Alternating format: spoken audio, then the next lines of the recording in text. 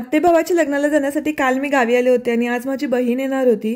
राज नदीने आल्यापासून या नळापासून काही साईडला होईना बराच वेळ ती पाण्यामध्ये खेळत होती। आल्यापासून एक तर त्या नळाजवळ नाही तर मग वरच्या मजल्यावर असं ती सारखं पळत होती आणि तिला आवरेपर्यंत मी खूप दमले होते। इव्हनिंगला दीदी, जीजू आणि आरव आले होते आणि येताना तिने माझा लेहंगा जो मी कोल्हापूरमध्ये स्टिच करायला दिला होता तो घेऊन आले होते।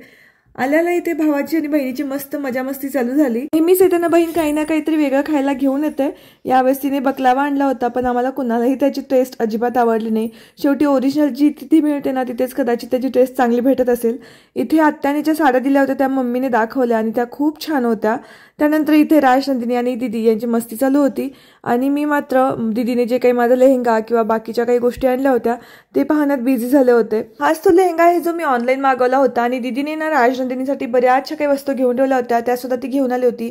सोबतच मला काही इयरिंग्स हव्या होत्या त्या सुद्धा मी तिला आणायला सांगितल्या होत्या। हे कंटेंट सुद्धा तिला मी मुंबईवरूनच आणायला सांगितलं होतं। आता राज, नंदिनीला असं गोल गोल फिरवून ना दीदीने सवय लावली आणि त्यानंतर ती सारखंच तिच्या मागे लागली की असंच फिरायचंय। सो पुन्हा बेडवर चढली। आता हे करून राज, नंदिनी मात्र काही दमली नाही पण दीदी मात्र जाम दमून गेली। जी साडी मी लग्नामध्ये वेअर करणार होते ती तिला तिच्याच ॲड्रेसवर मागवायला लावली कारण मला तिथूनच ब्लाऊज वगैरे सगळे स्टिच करून घ्यायचे होते आणि यानंतर मग सगळं पॅक करून घेतलं।